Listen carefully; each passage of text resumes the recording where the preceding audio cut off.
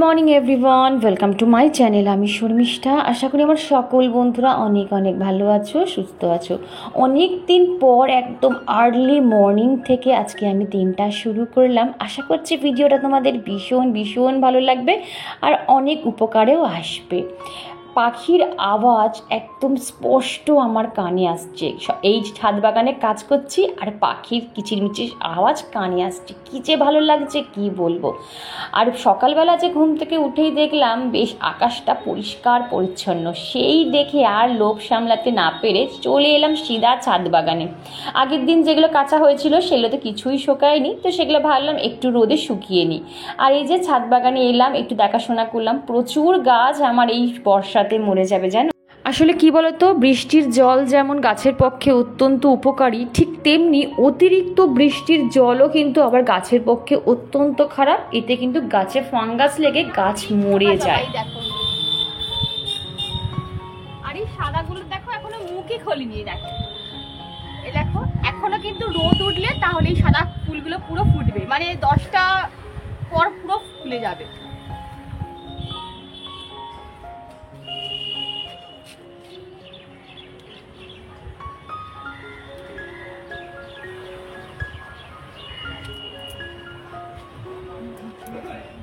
ভাবলাম না একটু মাথায় গুজে রাখি, কেমন লাগছে দেখো। সুস্মিতা আমায় কমেন্ট করে বলেছিল যে শর্মিষ্ঠা, অ্যালামুন্ডার গাছ কি ডাল কেটে হয়? একদম হয় গো। এই যে বর্ষাকাল চলছে, তুমি কোনো বড় অ্যালামুন্ডা গাছের মোটা ডাল, গোড়ার দিকের ডাল ভেঙে যদি তুমি মাটিতে পুঁতে দিতে পারো, দেখবে ওখান থেকেই কিন্তু গাছ বেরোবে। এই দেখো, এই যে নীলকণ্ঠ গাছটা দেখতে পাচ্ছ, এই যে নীলকণ্ঠ বড় গাছটা হয়েছে, এইটা কিন্তু আমার হচ্ছে যে কি বলবো, বীজ থেকে হয়েছে। মানে মাদার নীলকণ্ঠর বীজ ফেলেছিলাম, মাদার নীলকণ্ঠটা মরে গেছে, সেই বীজেই কিন্তু এই বাচ্চাটা হয়েছে। আর এখানে হয়েছে এইটাও দেখো, সেই বীজ ফেলে হয়েছিল, এটা ডবল নীলকণ্ঠ, এটাও বীজ ফেলে হয়েছে। কিছু কিছু গাছ ডাল কেটে বীজ কেটে হয়, এই যে তোমাদের দেখাই। এই দেখো বর্ষাকালে সব ডাল আমরা কেটে বসিয়েছি, দেখো সব রকম গাছের ডাল আছে, ম্যাক্সিমাম জবা আছে, অ্যালামুন্ডা আছে, আর বগনভিলিয়া আছে। এইগুলো দেখছো লম্বা ডালটা, এইটা দেখো, এইটা জানি না কটা গাছ সার্ভাইভ করবে এখানে। এত বৃষ্টি, তো বৃষ্টি ভালো গাছের পক্ষে, কিন্তু অতিবৃষ্টি খুবই খারাপ গাছের পক্ষে। এখানেও কতগুলো ডাল কাটা হয়েছে, জানি না কটা বাঁচবে কটা মরবে। যাই হোক, ক্রস ফিঙ্গার এখানেও একটা আছে, ওই দিকে একটা আছে, অনেকগুলো বসিয়েছে চারদিকে। দাঁড়াও, এই গাছের টপটাকে উল্টে দিয়েছিলাম, বৃষ্টির জল না ভিজে যাচ্ছিল, ওই জন্য থাকে। চলো এবার নিচে যাওয়া যাক। আবার মেঘের অবস্থা খারাপ, সকাল সকাল এসে একটু রোদ দেখে এগুলোকে সব দিয়ে দিয়েছি। মেয়ের টিউশনের ব্যাগটা, এটা সব কালকে কাঁচা ছিল, পুরো বৃষ্টিতে পুরো ভিজে গেছে, মানে আস্তে আস্তেই পুরো ভিজে গেছে। এ বাবা, এই গোলাপ গাছটার পাপড়িটা কি হয়ে গেছে দেখেছো, দেখো শুকিয়ে গেছে গাছটা, মানে ফুলটা শুকিয়ে গেছে।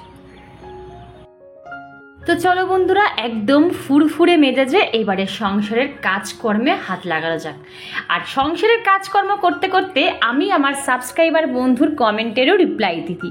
সুস্মিতা আমার কাছে 3খানা কোয়েশ্চেন করেছে, তো তোমাকে আমি এক এক করে প্রশ্নের সব উত্তর এই ব্লগের মাধ্যমেই দেবো। প্রথম কোয়েশ্চেনটা হচ্ছে, তুমি জিজ্ঞাসা করেছো আমি কখন ঘুম থেকে উঠি, ঠিক এক্স্যাক্ট টাইমটা। আমি তোমাদের প্রথমে বলে দিচ্ছি, আমি কিন্তু রিয়েল লাইফে যা আমি ঠিক সেইটাই তোমাদের কাছে রিপ্রেজেন্ট করতে চাই। কোনো লুকোচুরির ব্যাপার কিন্তু আমার ব্লগে তোমরা পাবে না। আমি একটা টাইমে উঠবো আর বলবো আমি ভোর 4টেই উঠি, সেই বান্দা বলার বান্দা কিন্তু আমি নই। আমি আমার কাজের প্রেশার অনুযায়ী কিন্তু আমি ঘুম থেকে উঠি। ধরো আগের দিন রাতে আমি একটা মাইন্ডে সেট আপ করে নিই যে আমার সকালবেলা কালকে সংসারে এই এক্সট্রা কাজ রয়েছে বা এই কাজগুলো আমায় করতে হবে, বা ধরো এমন কিছু টিফিন আমাকে বানাতে হবে যার প্রিপারেশনটা আমাকে অনেক আগে থেকে দিতে হবে বা আমার করতে অনেকটা সময় লাগবে। তখন কিন্তু, বা ধরো আমার তো জানো আমার বাড়িতে পুজো লেগেই থাকে, মানে আমি নিজে পুজো করতে ভালোবাসি। তো যখন ধরো অনেক পুজো আসার ব্যাপার থাকে, তখন আমাকে খুব আর্লি, মানে 6টার মধ্যে ওঠার আমি চেষ্টা করি, 5:30 থেকে 6টার মধ্যে উঠে যাওয়ার চেষ্টা করি। আবার ধরো কোনো কোনো দিন সংসারের কাজ একটু কম থাকলো, ধরো আমি আগের দিন রাতে একটু সবজি আনাজপত্র কেটে রেখে দিলাম, বা ব্রেকফাস্টের প্রিপারেশন অর্ধেকটা করে রেখে দিলাম, মেয়ের ধরো স্কুল যাবে না বলে শুলো, তখন কিন্তু আমি একটু লেট, তবে হ্যাঁ 6:45-র মধ্যে কিন্তু আমি উঠে যাওয়ার চেষ্টা করি। কি বলতো, আমারকে কেউ কিছু বলার নেই বলে, বা আমি আমার সংসারের মেন কর্ত্রী বলে আমি কখনোই কিন্তু বেনিয়মে কখন চলি না, বা ওই বেলা 9টা-10টা অবধি ঘুমিয়ে থাকলাম, সেই জিনিসটা কিন্তু আমি কখনোই করি না। আমার চোখ খুলে গেলে আমি কিন্তু বিছানা ছেড়ে দিই। চকলেট নিয়ে একটা টিপস তোমাদের সাথে শেয়ার করার কথা ছিল বা ইচ্ছা ছিল, এই ব্লগে আমি করতে পারলাম না, নেক্সট ব্লগে বলবো যে চকলেট আমাদের কতটা উপকারী একটা জিনিস। যাই হোক, সেটা ডার্ক চকলেট, এমনি যে ক্যাডবেরি সেটা নয়, এই যে 70% 90% যে ডার্ক চকলেটগুলো হয় সেগুলো খাওয়া কিন্তু ভীষণ ভালো। আর এখানে দেখো সকাল সকাল কিন্তু একটা পার্সেল চলে এসছে এম কাফিনের, এখানে বাই 1 গেট 1 ফ্রি, ঠিক আছে, মানে একটা কিনলে আর একটা ফ্রি পেয়েছি। তো এখানে আমার বডি ওয়াশটা শেষ হয়ে গেছিল, তো বডি ওয়াশের সাথে আমি কিন্তু এই স্ক্রাবটা ফ্রি পেয়েছি। তুমি তোমার পছন্দ মতন অবশ্যই কিন্তু বাই করতে পারো, যাদের ভীষণ ট্যান পড়ে গেছে তারা ইউজ করতে পারো।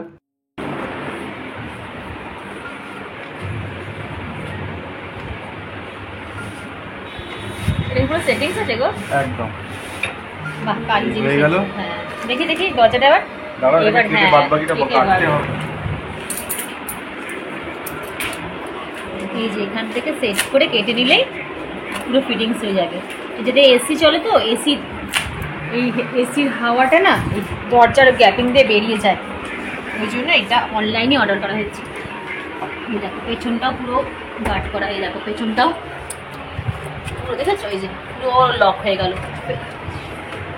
সামনে দেখি বলো, সামনে ওটা ওটা খোলো, ঠিক আছে একদম একদম ফিট আছে। খোলে দেখি সামনেটা, পুরো একদম স্মুথলি খুলে যাচ্ছে, দেখো পুরো স্মুথলি কিন্তু খুলে যাচ্ছে। চলো রান্নাঘরে যাওয়া যাক আর দেখি কি রান্না আজকে করতে পারি। আজকে বলে দিই, আজ কিন্তু শনিবার, ঠিক আছে, তোমরা ব্লগটা হয়তো 2 দিন পর পাবে। তো শনিবার তো আমরা নিরামিষ খাই, তোমরা জানো। এটাকে পনিরটাকে একটু জলে ডুবিয়ে রেখেছি, জানো তো, বাইরে থেকে পনির এনেই না আমি রান্না করি না, একটু জলে ডুবিয়ে রাখি। আর এখানে ভাতের চালটা ভিজিয়ে রেখেছি, একটু পরে অন করব। এখানে দেখো মুগের ডালটা আমার সেদ্ধ হয়ে গেছে, একটু কাটা দেবো বলে রেখে দিয়েছি। আর এখানে এই যে 3 রকম সবজি কেটে রেখেছি। আগের দিন বলেছিলাম বোধহয় আমার কাছে বিট ছিল না, আজকে এই যে বিট আছে, গাজর আছে, ক্যাপসিকাম আছে, এইটা দিয়ে আজকে একটা জিনিস বানাবো, মানে ব্রেকফাস্ট বানাবো। কিন্তু আজকে আমি ব্রেকফাস্টটা শেয়ার করতে পারবো না, জানো তো, অনেকটা দেরি হয়ে যাবে। পরের দিন কিছুদিন পর আবার তোমাদের সাথে শেয়ার করে দেবো। টক দই দিয়ে বানাবো, এটাকে গুঁড়ো করে আমি ঘরে রেখে দিয়েছি। কি গুঁড়ো করেছি আজকে বলবো না, সেদিনকে বানিয়ে দেখাবো, সেদিনকার বলবো কি গুঁড়ো করে আমি এটা বানাচ্ছি। এর সাথে টক দই মিক্সড করে এটা তৈরি করবো। আর দেখি টুকটাক কি রান্না করি, ভাজাভুজি কিছু করবো হয়তো। তো চলো দেখতে থাকো ব্লগটা। আচ্ছা, সুস্মিতার নেক্সট কোয়েশ্চেনটা কিন্তু খুব ইন্টারেস্টিং, সেটা হচ্ছে আমার ভীষণ ভালো লেগেছে। বলেছিল শর্মিষ্ঠা তুমি রান্নাঘরে কখন ঢোকো আর রান্নাঘর থেকে কখন বেরো? তো আমি বলি আমার মেম্বার হচ্ছে 4 জন।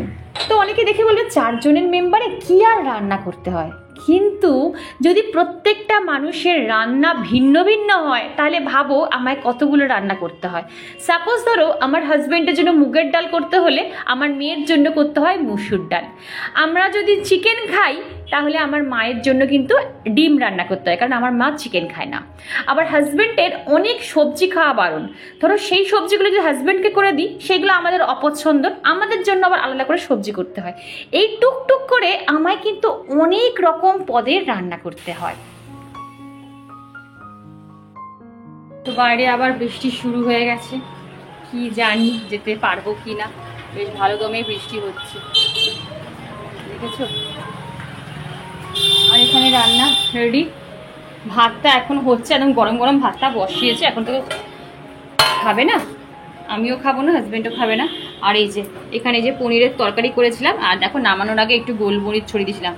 আর এখানে পটল ভাজা, বেগুন ভাজা, শুধু মা খাবে। ডাল রয়েছে, আর এখানে মুগের ডাল রয়েছে। এই ডালটা হচ্ছে কালকের, ওই জন্য মাকে বললাম আজকে দুপুরে খেয়ে নাও, আর ওটা রাতের হয়ে যাবে। এই হচ্ছে ব্যাপার। মুখটা কি অবস্থা, যে ঘেমে পুরো স্নান হয়ে গেছি। একটু রোদ উঠেছে, আবার সেই ভ্যাপসানি গরম। যাই হোক, এখন ঘড়িতে বাজে 11:15, আর আমি একটু পরে হাজবেন্ডের খাবারটা রেডি করবো, মানে লাঞ্চটা রেডি করব। সব কিছু অ্যারেঞ্জ করে এসেছি, সবজি টবজি সব কাটা হয়ে গেছে, শুধু মানে চাপাতিটা করলেই হয়ে যাবে, এই হচ্ছে ব্যাপার। আর কালকেই দেখলাম একটা ঘটনা, সত্যি কথা এই ঘটনাগুলো যখন দেখছি বা শুনছি ভাবছি যে মানুষের নেগেটিভিটি, মানুষের নেগেটিভ থট মানুষকে কি না করতে বাধ্য করে, মানুষকে নিজের মেয়েকে মারতেও বাধ্য করে শুধুমাত্র এই নেগেটিভিটি, এই নেগেটিভ থট। ভাবতে পারো কি, এটা বোধহয় উত্তরপ্রদেশেই ঘটেছে, আমি জানি তোমরা অনেকেই জানো উত্তরপ্রদেশের ঘটনাটা। নিজের বাবা তার মেয়েকে 5খানা গুলি করে মার্ডার, মানে মেরেছে। ভাবতে পারছো কি কারণ ছিল না? পাড়াপড়শি তার লোকটাকে বলতো যে কি রে, তুই তো তোর মেয়ের পয়সায় বেশ ভালোই আছিস, মেয়ের পয়সায় খাচ্ছিস, দিন কাটাচ্ছিস, এটা ওর বাবাকে বলতো। মেয়েটা ভালো টেবিল টেনিস খেলতো, ইন্টারন্যাশনালে খেলতো, সে একটা কোচিং সেন্টার খুলেছে, খুব সুন্দরভাবে সে বড় হচ্ছে, ফ্লারিশ করছে। তার বাবার সেটা সহ্য হলো না, তার বাবার প্রায়োরিটি দিল কি, কাকে? পাড়াপড়শিকে, যারা তাকে খাওয়াবে না, তাকে পড়াবেও না, তার সাথে কোনো রিলেশনও নেই। তাদের কথা শুনে সে এতটা হীনমন্যতায় ভুগলো, এত নেগেটিভ থট তার মধ্যে চলে এলো যে সে ভাবছে সবাই এরকম বলছে, আমি আমার মেয়ের পয়সায় খাচ্ছি। এটা সে নিতে পারলো না। সেটা এইভাবে পজিটিভভাবে কিন্তু নিতে পারতো যে না, বেশ করেছি, এতদিন আমি আমার মেয়েকে খাইয়েছি, আমার মেয়েকে মানুষ করেছি, মানুষের মতন মানুষ করেছি, তো সে এখন ওকে ফিডব্যাক দিচ্ছে, এখন আমি ওর পয়সায় বসে বসে খাবো শেষ জীবনটা। মানুষের অনেকভাবে পজিটিভ থিঙ্কিং করা যায়, একটা নেগেটিভ থটকেও মানুষ তার চিন্তাধারায় পজিটিভ থটে পরিণত করতে পারে। আর যে এটা করতে পারে তার মতন সুখী ব্যক্তি পৃথিবীতে আর কেউ হতে পারে না। কারণ যত ক্রাইম বলতে পারো সব কিন্তু এই নেগেটিভ থট থেকেই আসে, বা এই নেগেটিভ চিন্তাধারা থেকেই আসে, তাই না? আমরা এইসব নেগেটিভ জিনিসগুলো মনের মধ্যে, মাথার মধ্যে ঘুরপাক খাওয়াই, ভাবি যে ও আমার ক্ষতি করছে, ও আমার ওই করছে, ও আমার ভালো চায় না, ওই সেই করছে, করে আমরা তার ক্ষতি করার চেষ্টা করি। আদৌ কিন্তু সেটা নয়। দেখো আজকে ওর বাবা এই নেগেটিভ থট করে সে তার মেয়ে, ফুলের মতো মেয়েটাকে মেরে দিল। আলটিমেট কার ক্ষতি হলো? তার ক্ষতি হলো। যারা বলেছিল এতদিন ধরে যে তুই তোর মেয়ের পয়সায় বসে খাচ্ছিস, তোর মেয়ের পয়সায় দিব্যি আছিস, তাদের কিন্তু কিচ্ছু যায় আসলো না। কি কার যায় আসলো? মেয়েটাই, ফুলের মতন মেয়েটাই প্রাণ হারালো। তাহলে ভাবো যে মানুষের নেগেটিভ থট কোথায়, চিন্তাধারা কোথায় গেছে যে তাকে এইরকম একটা কাজ করতে বাধ্য করছে, তাই না? নিজের সন্তানের সাথে এইরকম একটা কাজ করতে বাধ্য করছে। সত্যি কথা, মানুষ কোথায় সেফ? কাকে বিশ্বাস করবে? নিজের বাবাকে? মানে হীনমন্যতায় থেকে তার মেয়েকে মার্ডার করলো। এইগুলো সত্যি কথা, এইগুলো নেওয়া যায় না। আর এইসব মানুষকে না, মানে টোটাল কি করতে হয় বলতো, এই বাঘের খাঁচায় ফেলে দিতে হয়। মানে এর শিক্ষা হওয়া উচিত যে এরা কি কাজ করেছে, মেয়েটাকে কত কষ্ট করে মেরেছে। একটা ফুলের মতন মেয়ে, তার ব্রাইট ফিউচার, সে ভবিষ্যতে আরও উন্নতি করতে পারতো, তার আগেই সে, তার বাবা তাকে মেরে দিল। এইগুলো সত্যি কথা, এই সব জিনিসগুলো যখন সোশ্যাল মিডিয়াতে দেখি না, তখন সত্যি কথা নিজেরাই যেন কোথায় একটা মানে আতঙ্কে ভুগি যে কোথায় সমাজ যাচ্ছে, কি শিখবে। আজকে ভাবো তো, আজকে আমার মেয়ে বলছে যে মা দেখেছো ঘটনাটা ইউপির, বোধহয় ইউপিতে, মাম্পাটা ইউপিতে ঘটেছে না রে ঘটনাটা? উত্তরপ্রদেশে ঘটেছে না? ইউপিতে বোধহয় ঘটেছে। আমার মেয়ে বলছে, আমি না হ্যাঁ আমি এটা কালকে দেখেছি। বলে ভাবো মা, নিজের বাবা তার মেয়েকে মেরে ফেললো এই ছোট্ট একটা কারণে। আমার মেয়ে বলছে যে উনি তো বলতে পারতেন যে বেশ করেছি, আমার মেয়ের পয়সায় খেয়েছি, এতদিন আমার মেয়েকে আমি খাইয়ে পড়িয়ে এত সুন্দরভাবে মানুষ করেছি, তার ফিডব্যাক আজকে আমি পাচ্ছি। এইটা আমার কপাল, কটা মানুষ পায়, আর তোমরা পাওনি, তাই তোমরা কি বলবো, হিংসা করছো, আমার ওপর জেলাস করছো যে আমার মেয়ের পয়সায় আমি খাচ্ছি বলে। কিন্তু ওই যে মানুষের নেগেটিভিটি, বাবা ইগো হচ্ছে সবচেয়ে বড় জিনিস। ইগো, বাবা এইসব কথা শুনবো? মেয়ের পয়সায় খাচ্ছি, নেওয়া যাবে না। এই হচ্ছে, চলো এবার আমি স্নান করতে যাই, তারপর পুজো মা করে নিয়েছে সকালবেলা, স্নান করতে যাই, তারপর রেডি হই, তারপর তোমার সাথে কথা বলছি। কি জোরে বৃষ্টি শুরু হয়েছে দেখো, দেখেছো? আর আমার এখানে ফ্যানটা অন করা হয়, আর এই যে এটা গরম হয়ে গেছে। আর এইটা দেখো, এই যে ব্যাটারটা কি সুন্দর দেখো কালারটা, এ দেখো পুরো ঠাসা হয়েছে, দেখেছো? এটা কিন্তু অন্য রেসিপি, ঠিক আছে? ভেবো না আগের দিন যেটা শেয়ার করছি সেরকম। কি দারুণ কালারটা এসেছে দেখো। বন্ধুরা, আজকের ভিডিওটা আমি এইটুকুই রাখছি। এরপর থেকে যা যা শ্যুট করেছি আমি এইটুকু কথা দিয়ে যাচ্ছি, নেক্সট ব্লগটা কিন্তু আরও ইন্টারেস্টিং হবে। তো সবাই ভালো থেকো, টাটা।